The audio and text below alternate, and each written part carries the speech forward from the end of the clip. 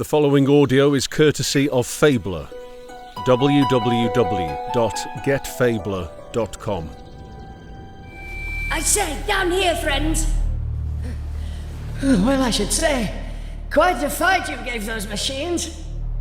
In any case, I'm mighty pleased to see you all.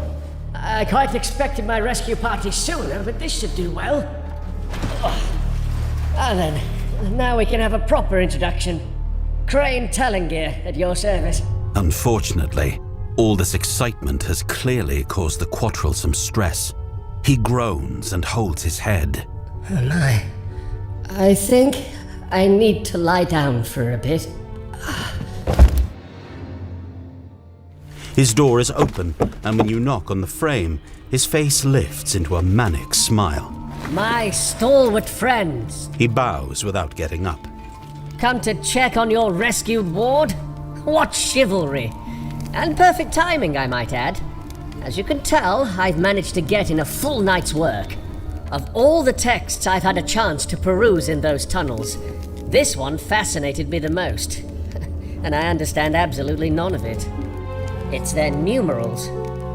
Or could they be ordinals?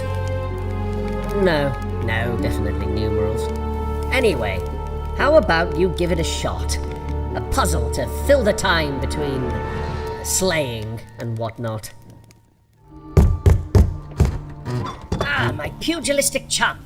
What a pleasure to see you again so soon. Have you already cracked the cipher then? The Quattrell clicks his tongue and examines your findings. He mutters, looks at his own notes, which are now nailed to the wall. You've done it then? Crain says with a bit of guarded surprise. Had you marked as a fighter through and through, but there seems to be a scholar trapped beneath all those muscles. He lets out a high, cackling laugh that carries on far too long. You wonder when the last time he got some fresh air was, and ask as much. Fresh air? There's no time! We have the numbers! The numbers! Now I can get to work on the alphabet. Then we'll know what secrets hide in this book.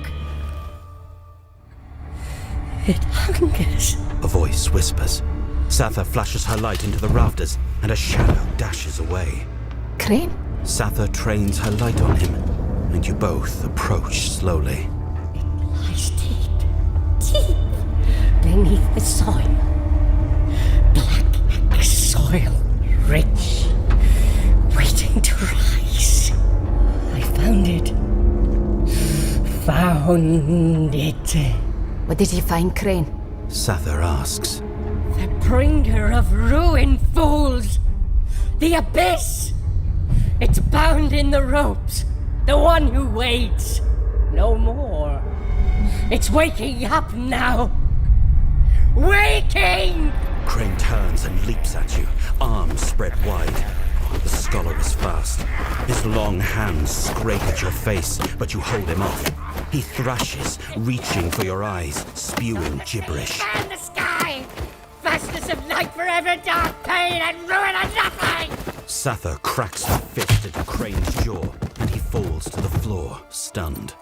She holds him down while you bind him in the filthy sheet. It reeks of lamp oil and fever sweat.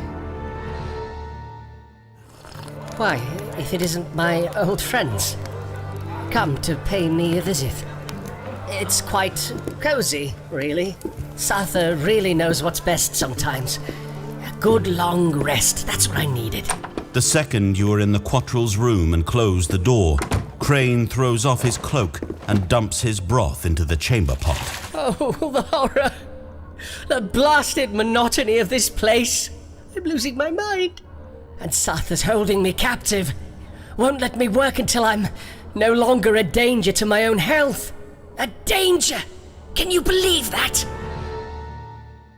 Crain rubs his face. Normally, I'm not concerned with something so illusory as safety. But this project we're working on, this device, has certain volatile components.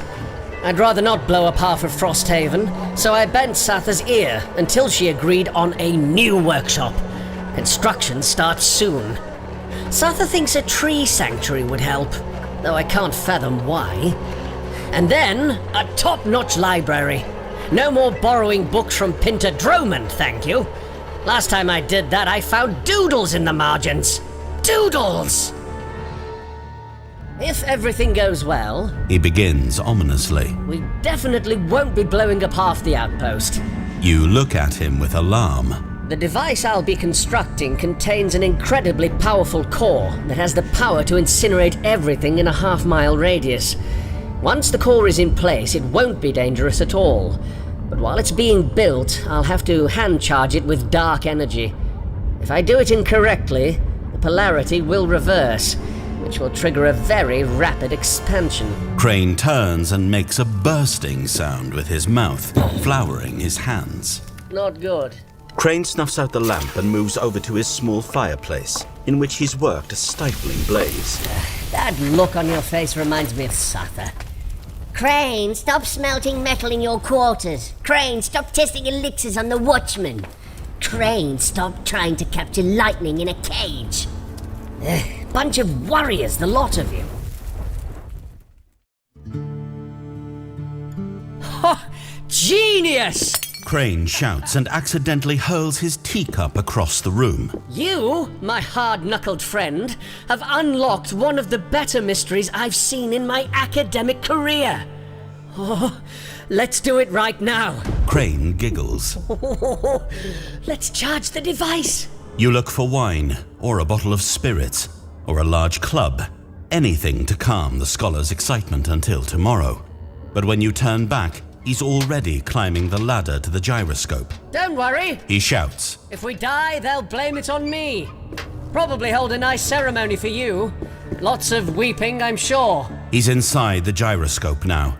You can only see the back of Crane's head, but he isn't moving. Then he jerks suddenly, and there is light. You turn, but there is no avoiding it, no escape. You brace for the pain, for the fire, the deafening explosion. But there is only the click of metal and the sound of two small footsteps. You turn back, and Crain is standing on the gyroscope's platform, the device singing in his hands, and he smiles. Wow, I can't believe that worked.